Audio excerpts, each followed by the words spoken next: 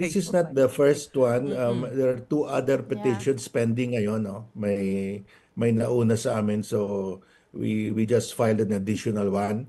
Uh, well, the reason why hindi ito inaktuhan dahil pinagbigyan yung Congress to think over the law.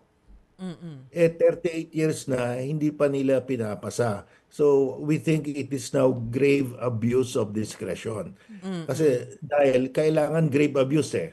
Hindi Mm. mo kaagad sabihin sa Congress, oy, hindi niyo pinasa eh pag 1 to 2 years or 3 years lang.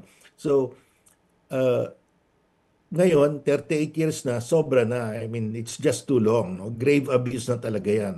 Paano po sir paano po natin sisiguruhin ngayon na talagang maa-action na natin o what measures are you gonna take para siguradong ma-actionan na? Well, we take it step by step. Ang unang step kailangan natin to get that order from the Supreme Court, no? Mm. And then with that order, the people now will pressure Congress. Oh, ipasa na ninyo yan. Sinabihan na kayo na ipasa na ninyo. Sinabi na ng Korte Suprema. So, we have to do this step by step, no?